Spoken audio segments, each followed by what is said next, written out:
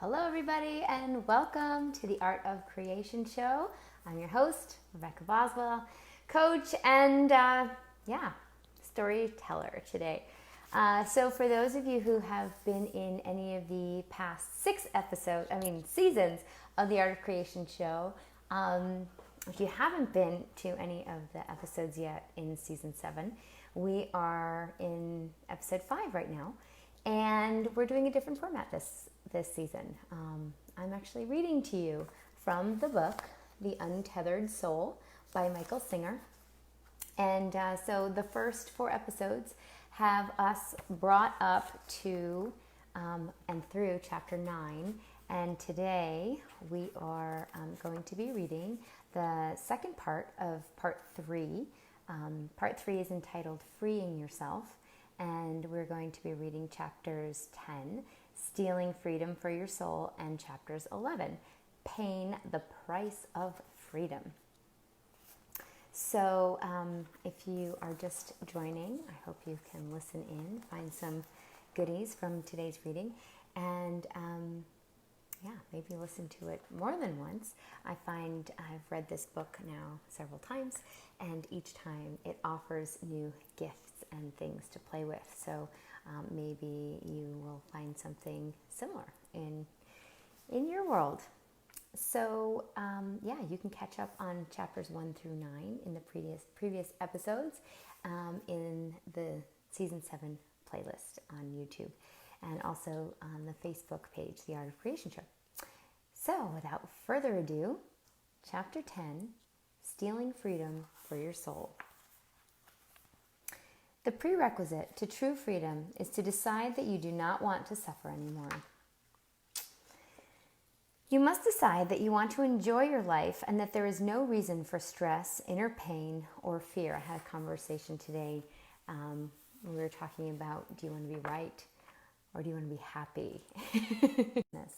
We fear that people will turn on us, take advantage of us, or stop loving us. All of these things burden us tremendously. And I wonder how much of this we don't even admit to ourselves.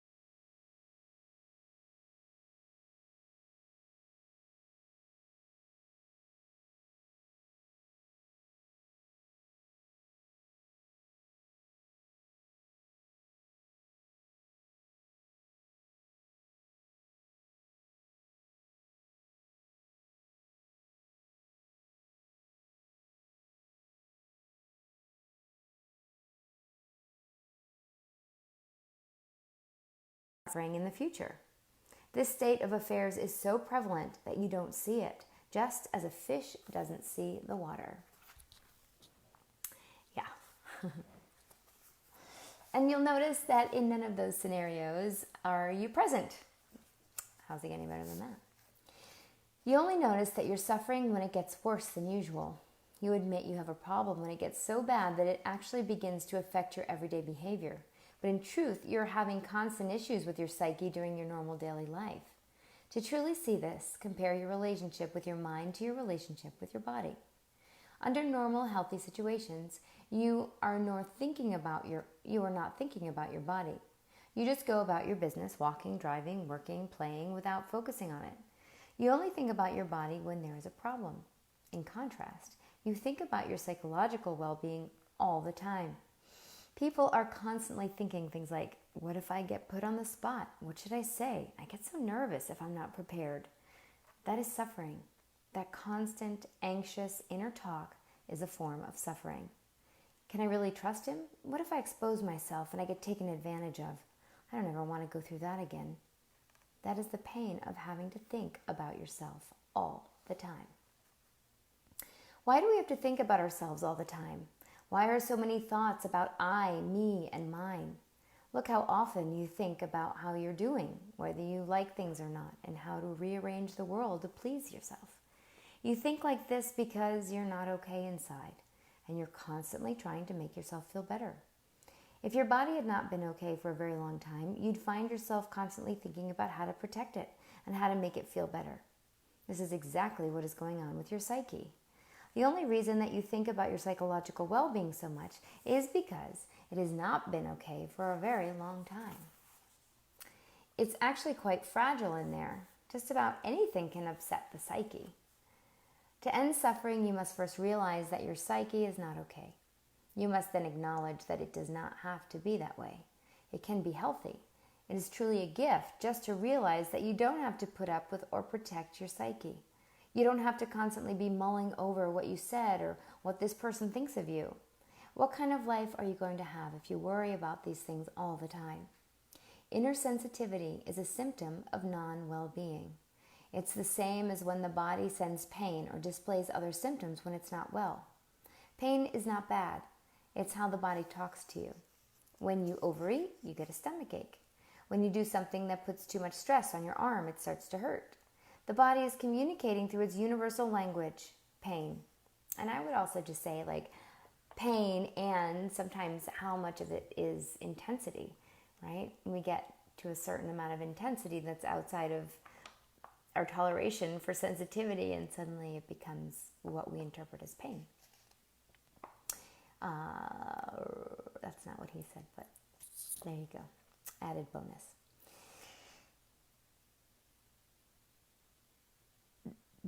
Okay. Your psyche is communicating through its universal language of fear.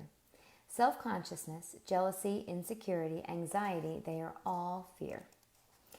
If you mistreat an animal, it becomes afraid. This is what happens with your psyche.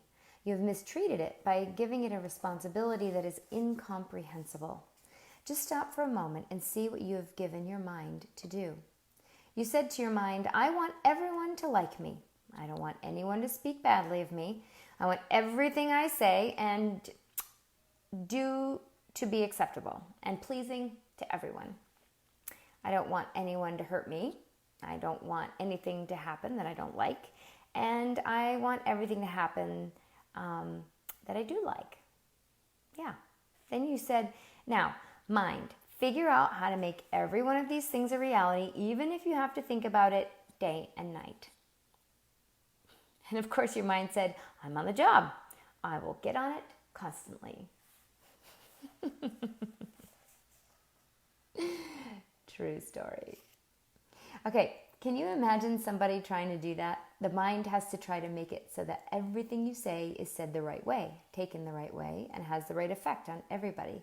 It has to make sure that everything you do is interpreted and seen the right way, and that nobody does anything that hurts you. It has to make sure that you get everything you want and that you don't ever get what you don't want. The mind is constantly trying to give you advice about how to make it all okay.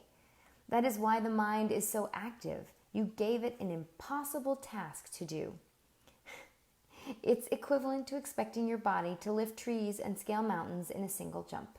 Your body would get sick if you kept trying to make it do things it was incapable of doing. Yes. Control everything, please. But we try, right?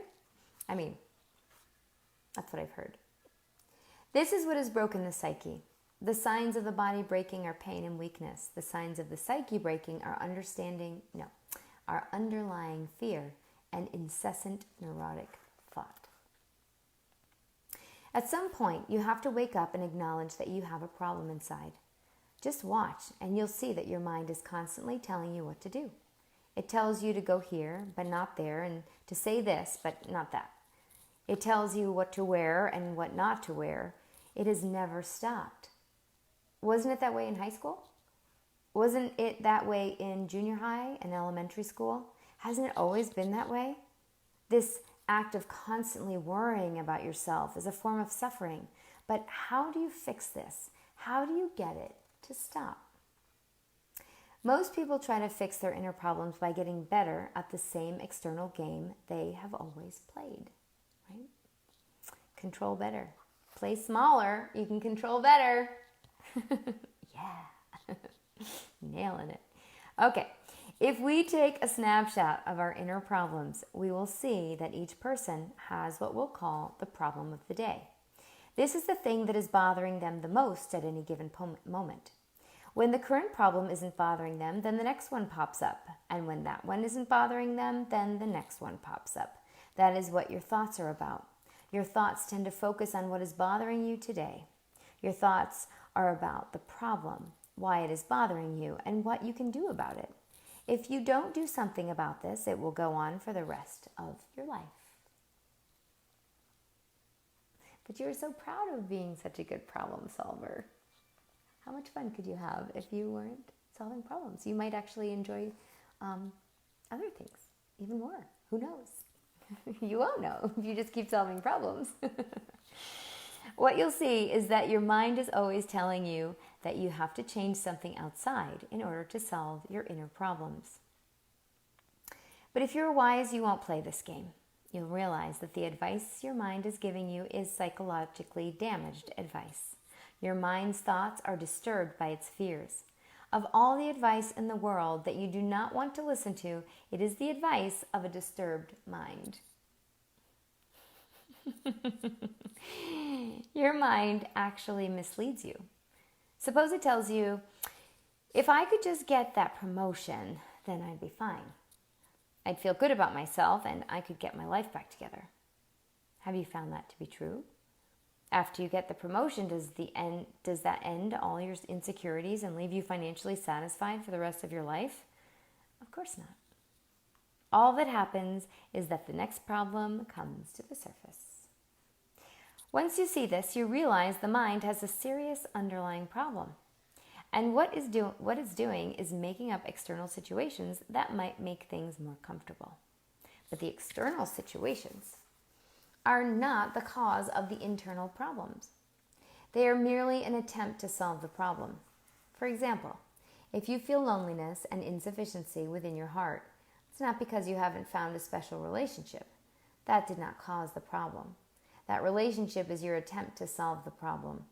All you're doing is trying to see if a relationship will appease your inner disturbance. If it doesn't, you'll try something else. The fact is, however, external changes are not going to solve your problem because they don't address the root of your problem.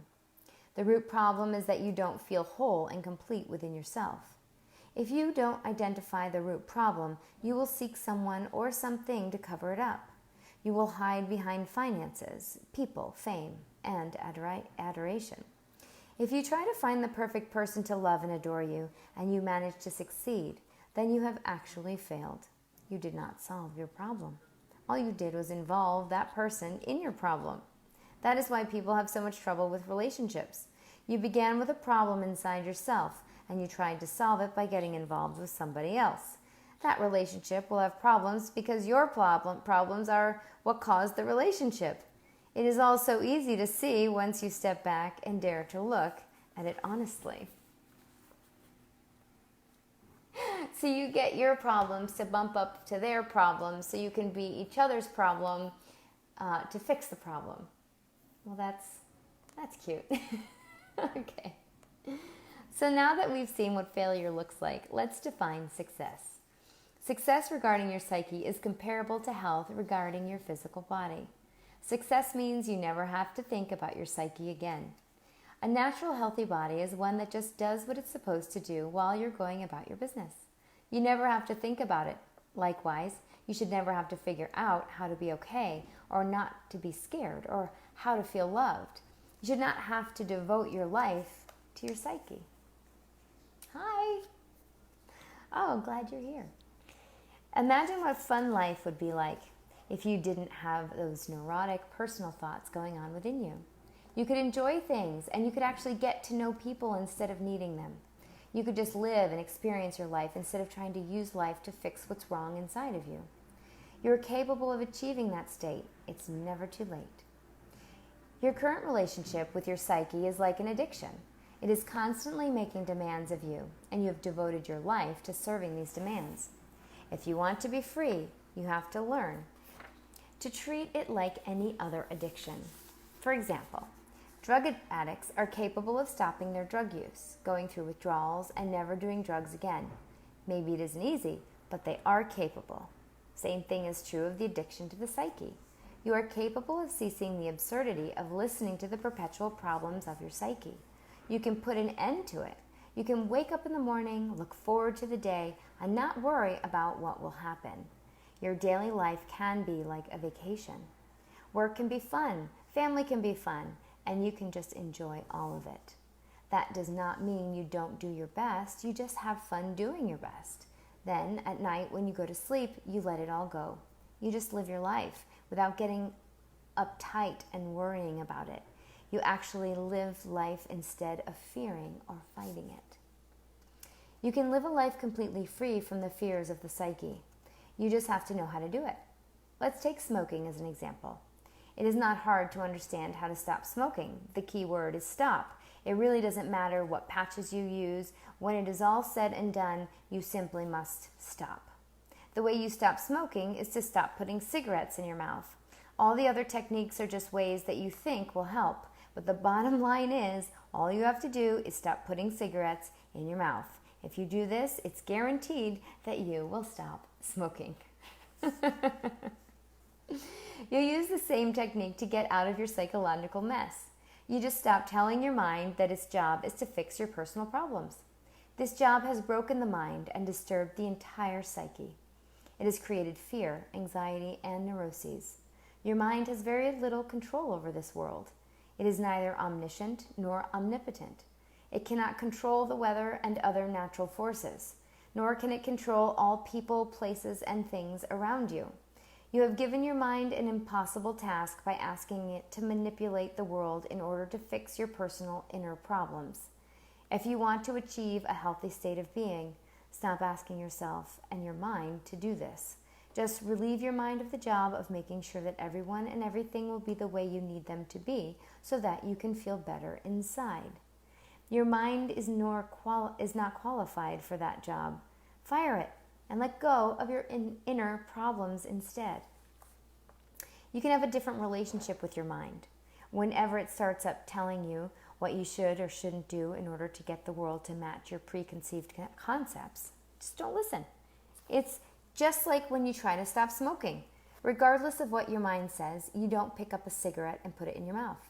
It doesn't matter if it's just after dinner. It doesn't matter if you get anxious and you feel the need. It doesn't matter what the reason is. Your hand simply does not touch cigarettes anymore. Likewise, when your mind starts telling you what you have to do to make everything inside okay, don't buy into what it's telling you. The truth is, everything will be okay as soon as you are okay with everything. And that's the only time everything will be okay. You see, it's a practice. All you have to do is stop expecting the mind to fix what's wrong inside of you. That is the core, the root of it all. Your mind is not the guilty party. In fact, your mind is innocent. The mind is simply a computer, a tool. It can be used to ponder great thoughts, solve scientific problems, and serve humanity. But you, in your lost state, told it to spend its time conjuring up outer solutions for your very personal inner problems. You are the one who is trying to use the analytical mind to protect yourself from the natural unfolding of life. By watching your mind, you will notice that it is engaged in the process of trying to make everything okay. Consciously remember that this is not what you want to do, and then gently disengage. Do not fight it. Do not ever fight your mind. You will never win. It will either beat you now or you will suppress it and it will come back and beat you later. Instead of fighting the mind, just don't participate in it. When you see the mind telling you how to fix the world and everyone in it in order to suit yourself, just don't listen. The key is to be quiet. It's not that your mind has to be quiet. You be quiet. You, the one inside watching the neurotic mind, just relax. You will then naturally fall behind the mind because you have always been there. You are not the thinking mind. You are aware of the thinking mind. You are the consciousness that is behind the mind and is aware of the thoughts. And, we said this last week, like behind the mind, it's that expanded state, right? So it's, whatever directionality we give it, it's linear or whatever, right? But it's just, these are signposts. You are the greater expanded being that you truly be. Or you are tapped into that greater space. You are the consciousness that is behind the mind and is aware of the thoughts. The minute you stop putting your whole heart and soul into the mind as if it were your savior and protector, you will find yourself behind the mind watching it. That's how you know about your thoughts. You are in there watching them. Eventually, you will be able to just sit in there quietly and consciously watch the mind. Right? And that's when we bring in the judgment-free awareness. It's just like, oh, look what's in here. Look what's going on. But not having to make it right or wrong, and make it the end-all be-all or buy it as the only truth or reality. So once you reach that state, your problems with the mind are over. When you pull back behind the mind, you, the awareness, are not involved in the process of thinking. Thinking is something you watch the mind do. You are just in there aware that you are aware. You are the indwelling being, the consciousness. It is not something that you have to think about. You are it. You can watch the mind being neurotic and not get involved. That is all you have to do to unplug the disturbed mind. The mind runs because you are giving it the power of your attention. Withdraw your attention and the thinking mind falls away. Begin with the little things. For example, somebody says something to you that you don't like, or worse, doesn't acknowledge you at all. You're walking along and you see a friend.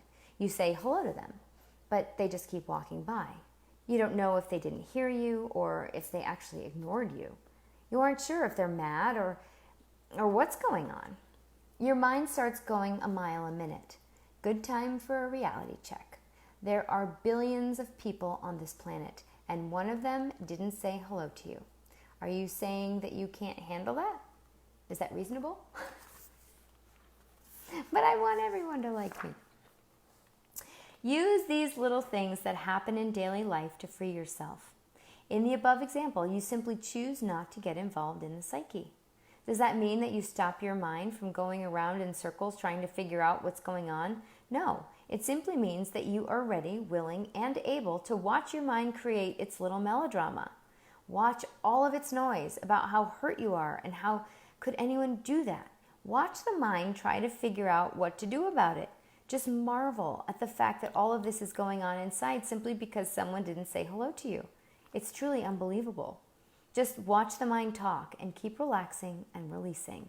Fall behind the noise. Right? So you're not stopping it. You're just observing it and recognizing that it's going on without it becoming you, right? Standing in the stream without getting pulled down in the rapids. Just keep doing this with all those little things that come up each day. It is a very private thing you do inside yourself. You will soon see that your mind is constantly driving you crazy over nothing. If you don't want to be like that, then stop putting energy into your psyche. That is all there is to it. If you follow this path, the only action you ever take is to relax and release. Relax and release, relax and release, relax and release. When you start to see this stuff going on inside, you just relax your shoulders, relax your heart, and fall back behind it. Do not touch it. Do not get involved in it. Do not try to stop it. Simply be aware that you are seeing it. That's how you get out. You just let it go. Begin this journey to freedom by regularly reminding yourself to watch the psyche. This will keep you from getting lost in it. Because addiction to the personal mind is a major one. You must set up a method to remind yourself to watch. There are some very simple awareness practices that only take a second to do, yet will help you stay centered behind the mind.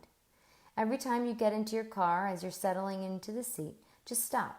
Take a moment to remember that you're spinning on a planet in the middle of empty space.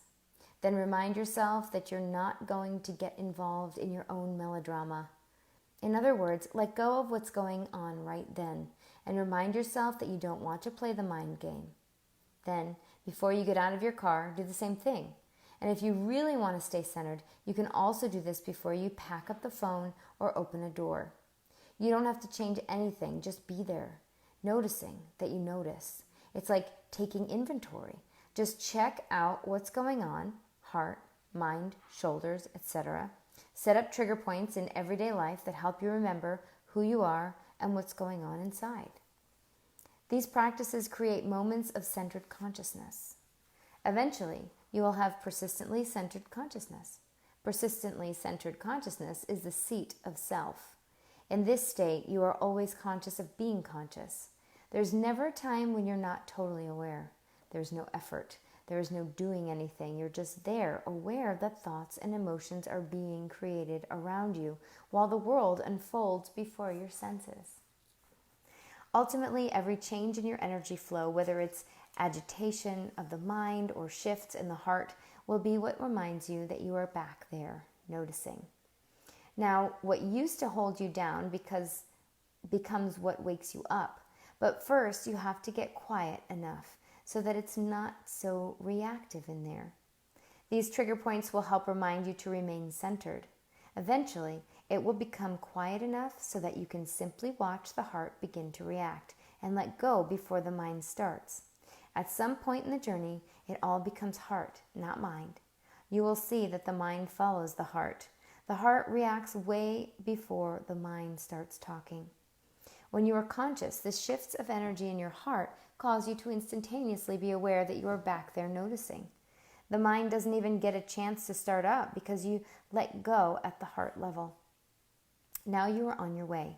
The very thing that was holding you in is now helping you out. You have to use all energies to your advantage. The path of letting go allows you to free your energies so that you can free yourself. Right in the midst of your daily life, by untethering yourself from the bondage of your psyche, you actually have the ability to steal freedom for your soul. This freedom is so great it has been given a special name, liberation. And I love that, steal freedom for your soul. But the funny thing is, like, how can you steal something that you already have? Is acknowledging stealing? I wonder. All right, so chapter 11, I'm going to continue to finish part 3. Looks like it's a little shorter than this last chapter. And it is entitled Pain, the Price of Freedom.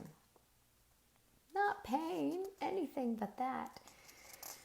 One of the essential requirements for true spiritual growth and deep personal transformation is coming to peace with pain.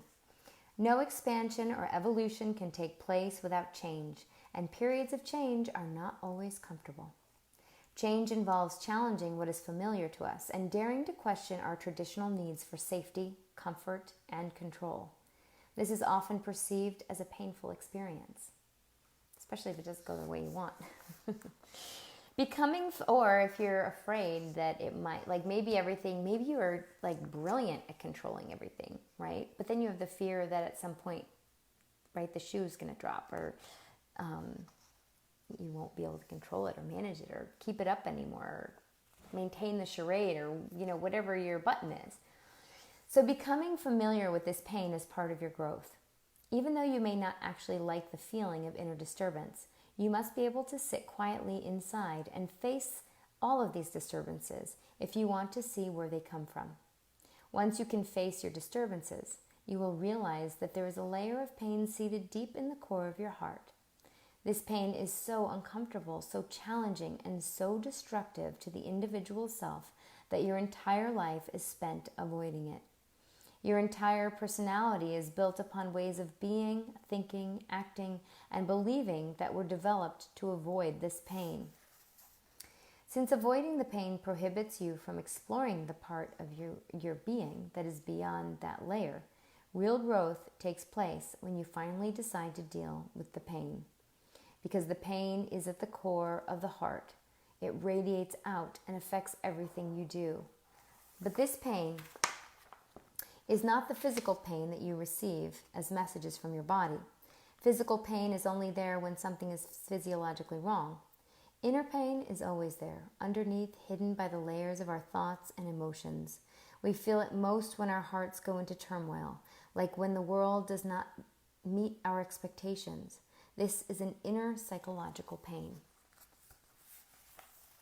And you hear this, like everyone I've talked to, all of the clients, all of the friends, colleagues, right? I mean, everybody's got that thing.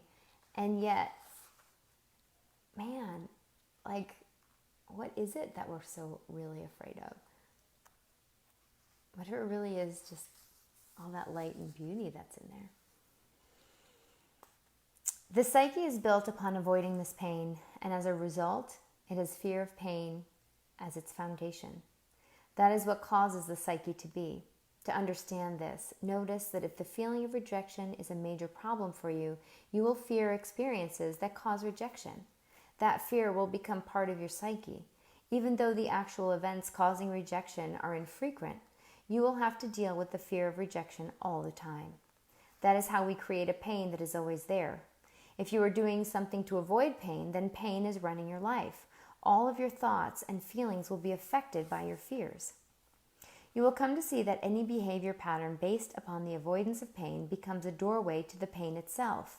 If you are afraid of being rejected by someone and you approach that person with the intention of winning their acceptance, you are skating on thin ice.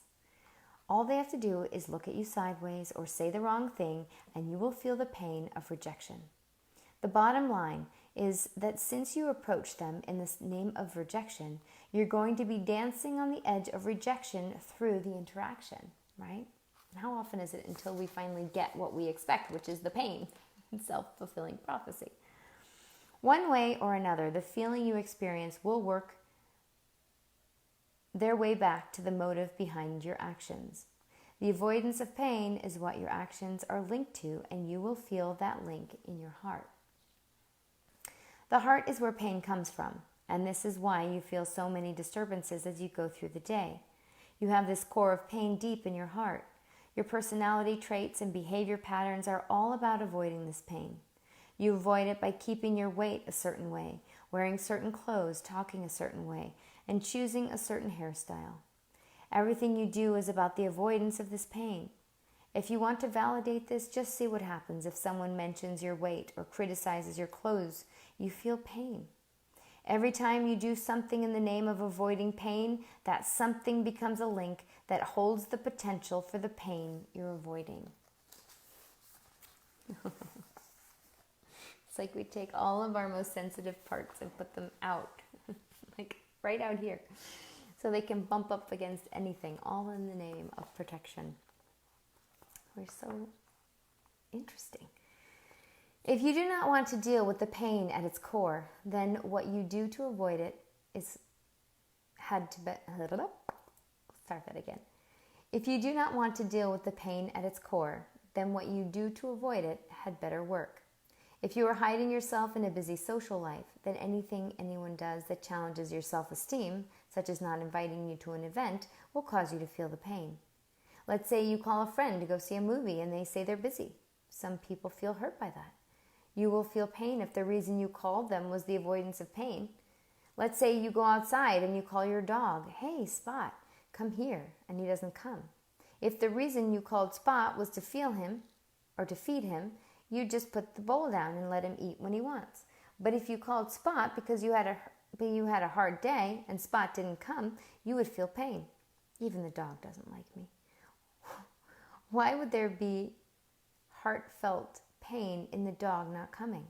Why would there be pain in a friend saying they're going someplace else and they can't go to the movie tonight? How does that generate pain?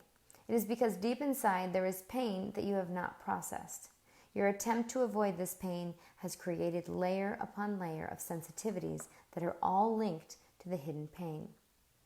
Let's take a moment to see how these layers build up. In order to avoid the pain of rejection, you work hard to maintain friendships. Since you've seen there that it is possible to get rejected, even by friends, you're going to work harder and harder to avoid it. To succeed, you have to be sure everything you do is acceptable to others. This determines how you dress and how you act. Notice, you're no longer focused directly on rejection. Now it's about your clothes, how you walk, or what you drive. You've gone another layer further away from the core pain. If somebody comes up to you and says, "Wow, I thought you could afford a nicer car than that," you feel a disturbed reaction. How could that cause pain? What's the big deal if somebody says something about your car? You have to ask yourself what it is that reached into your heart to make you react. What is that feeling? What is that happening? People don't normally ask why, they just try to keep it from happening. You must go deeper than that and look at the dynamics of the layers that have been created. At the core, there is the pain. Then, in order to avoid the pain, you try to stay busy with friends and hide in their acceptance. That is the first layer out. Then, in order to assure your acceptance, you try to present yourself a certain way so that you can win friends and influence people. That's another layer out. Each layer is attached to the original pain.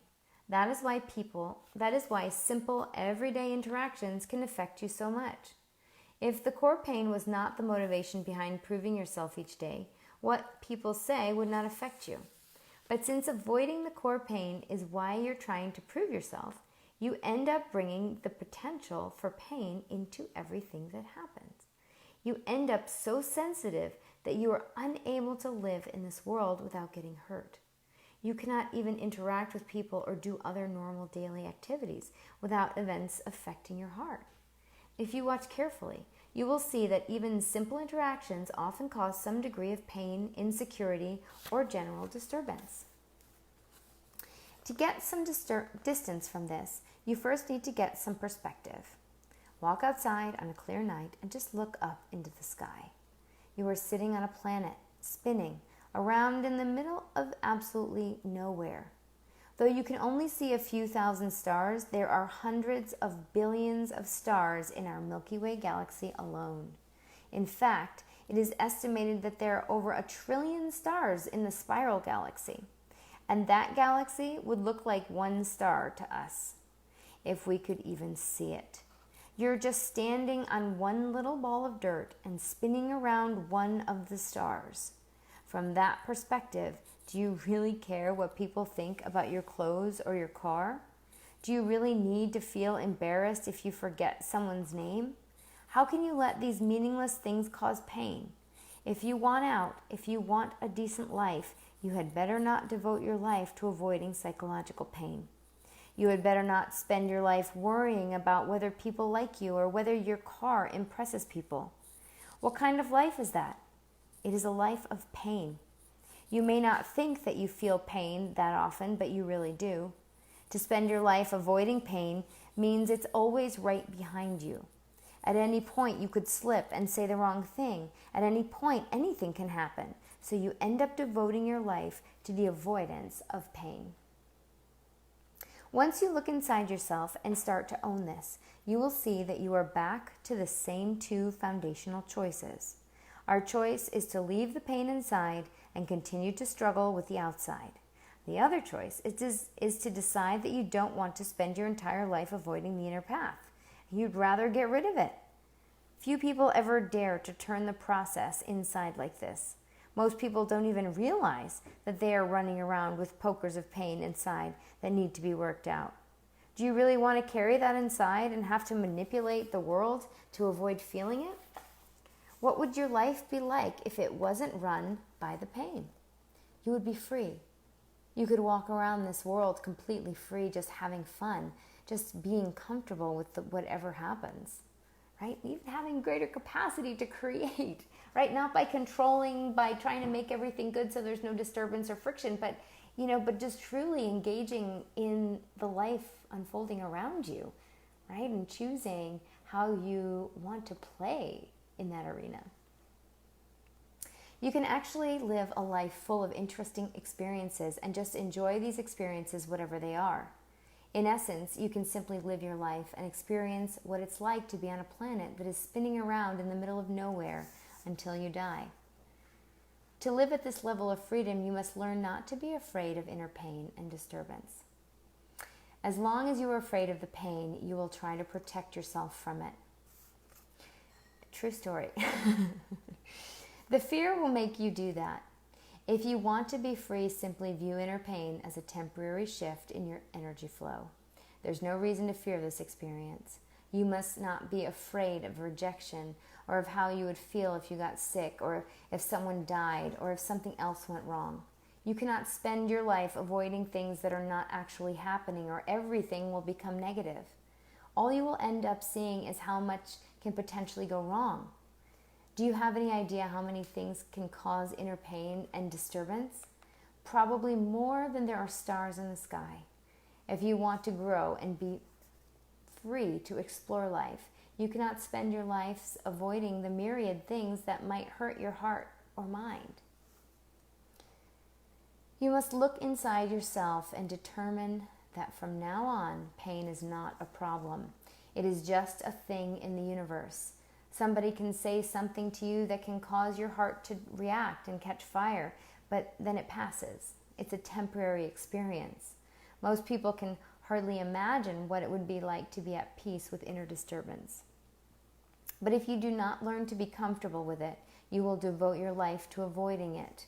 If you find insecurity, it's just a feeling. You can handle a feeling. If you feel embarrassed, it's just a feeling. It's just a part of creation.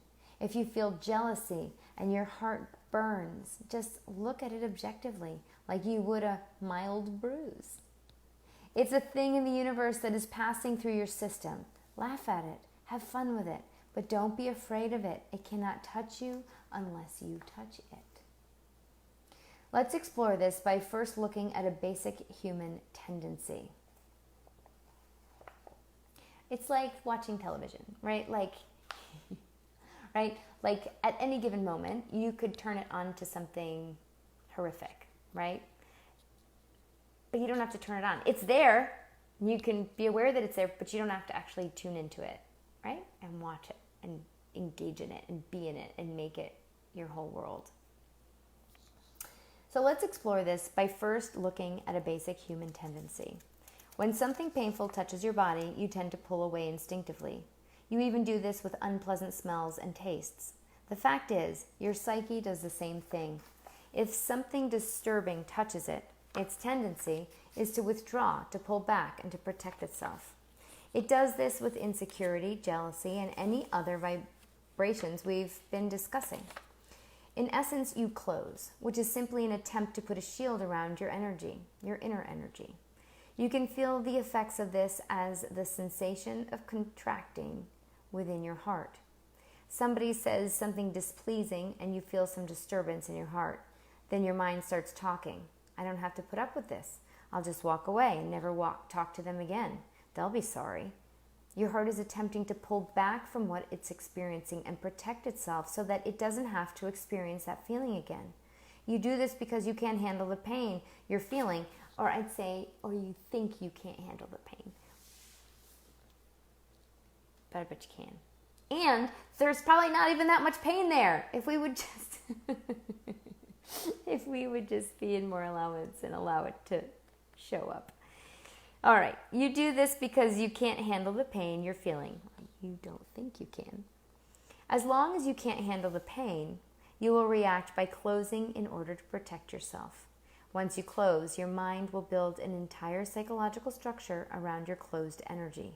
Your thoughts will try to rationalize why you're right, why the other person's wrong, and what you should do about it.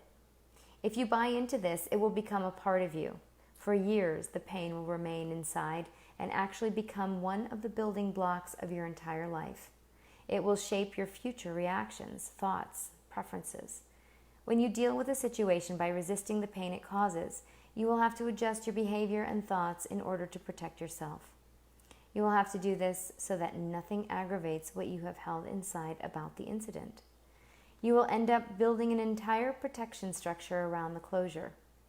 If you have the clarity to watch this happen and understand the long-term consequences, you will want to be free of this trap. You will never be free, however, until you get to the point where you are willing to release the initial pain instead of avoiding it. You must learn to transcend the tendency to avoid the pain. Wise beings do not want to remain a slave to the fear of pain. They permit the world to be what it is instead of being afraid of it. They wholeheartedly participate in life, but not for the purpose of using life to avoid themselves. If life does something that causes a disturbance inside of you, instead of pulling away, let it pass through you like the wind.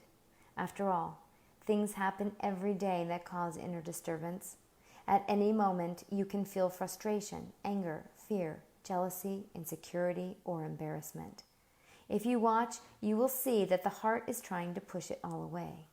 If you want to be free, you have to learn to stop fighting these human feelings. Notice them, right? Relax and release, relax and release. When you feel pain, simply view it as energy. Just start seeing these inner experiences as energy passing through your heart and before the eye of your consciousness. Then relax. Do the opposite of contracting and closing. Relax and release. Relax your heart until you are actually face to face with the exact place where it hurts. Stay open and receptive so you can be present right where the tension is. You must be willing to be present right at the place of the tightness and pain and then relax and go even deeper. This is very deep growth and transformation, but you will not want to do this. You will feel tremendous resistance to doing this, and that's what makes it so powerful. As you relax and feel the resistance, the heart will want to pull away, to close, to protect, and to defend itself. Keep relaxing. Relax your shoulders and relax your heart. Let go and give room for the pain to pass through you. It's just energy. Just see it as energy and let it go. And this is exactly the inner freedom process. So the inner freedom coaching that I do, this paragraph, like that's exactly what we're looking at. We're looking at that point where you start to contract and we actually go and we invite the experience without resisting. We find the relaxation point and we allow it to pass. And then we can explore whatever shows up, right? But the key is that you start to see what shows up in your body when you get to those particular moments. And we keep reliving those patterns over and over and over and over to protect whatever that pain is, right? Instead of just starting to air it all out, right? Open the windows, open the doors, rip off the Band-Aids. Okay, so if you close around the pain and stop it from passing through, it will stay in you. That is why our natural tendency to resist is so counterproductive. If you don't want the pain, why do you close around it and keep it? Do you actually think that if you resist, it will go away? It's not true. If you release and let the energy pass through, then it will go away. If you relax when the pain comes up inside your heart and actually dare to face it, it will pass. Every single time you relax and release, a piece of the pain leaves forever. Yet every time you resist and close, you are building up the pain inside, just making it bigger and bigger and bigger and bigger.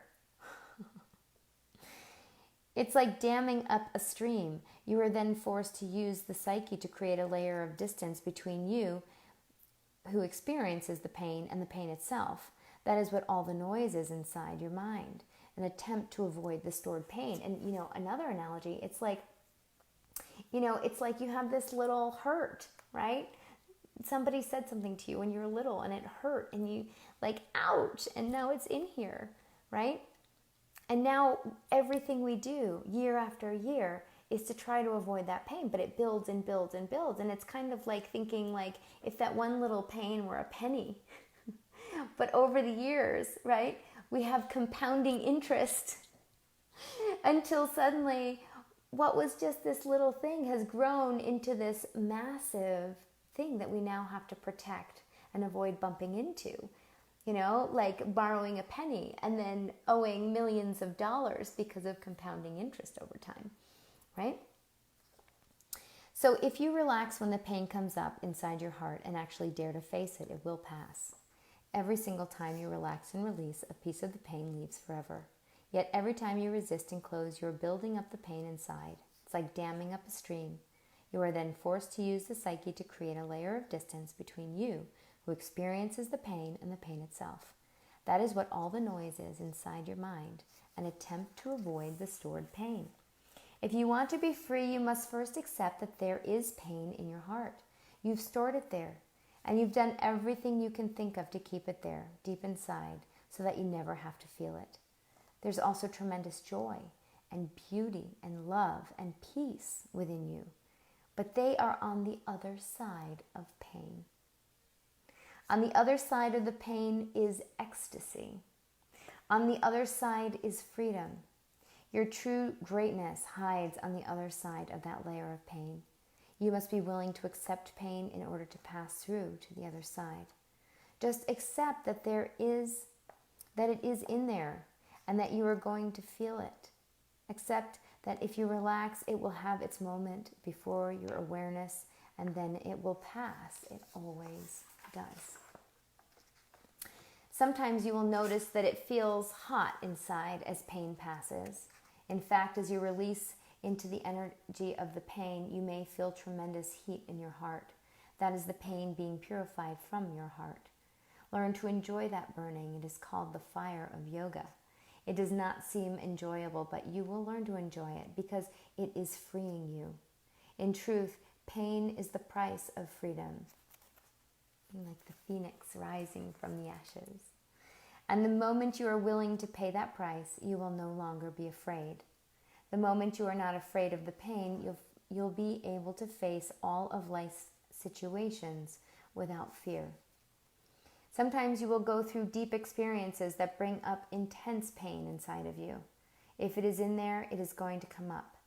If you have any wisdom, you will leave it alone and not try to change your life to avoid it. You will just relax and give it the space it needs to release and burn through you. You do not want this stuff inside your heart. To feel great love and freedom, to find the presence of God within you, all of this stored pain must go. It is in this inner work that spirituality becomes a reality. Spiritual growth exists in that moment when you are consciously willing to pay the price for freedom. And spirituality, that is where we're talking about looking within instead of trying to find solutions without. And this, again, is The Untethered Soul by Michael Singer. And we're just about to finish, this chapter. So this is the core of spiritual work. When you are comfortable with pain passing through you, you will be free. This world will never be able to bother you again, because the worst the world can do is to hit the pain stored within you. If you do not care, if you are no longer afraid of yourself, you are free. You will then be able to walk through this world more vibrant and alive than ever before. You will feel everything at a deeper level. You will begin to have truly beautiful experiences rise up within you. Eventually, you will understand that there is an ocean of love behind all of this fear and pain. That force will sustain you by feeding your heart from deep within. Over time, you will form an intensely personal relationship with this beautiful inner force. It will replace the relationship you currently have with inner pain and disturbance. Now, peace and love will run your life. When you pass beyond the layer of pain, you will finally be free from the binds of your psyche. So that concludes part 3. Part 4, let me fix that. So part 4 is entitled Going Beyond, and part 4 is a 3-chapter section. So much like part 2, I will likely read all 3 of those chapters in one reading. So that will be next Friday. And the chapters in part 4, Going Beyond, are taking down the walls, far, far beyond, and letting go of false solidity. So again, this is The Untethered Soul by Michael Singer. And if you want to catch up on all of the previous 9 chapters before today, you can go to the Art of Creation Show YouTube channel and find the Season 7 playlist and play them all. and re-listen, of course, if you're interested. And then we will continue next week. So please let me know if you have any questions about what was read today, if anything comes up in your world that you would like to play with or explore, or if you would like any facilitation in the release and relax process for inner freedom. Yeah, I'd love to talk to you more about that. All right, well, thank you guys for watching, both now in person live and also in the replays, and have a great week. I wonder what we'll discover next. Bye-bye, everybody.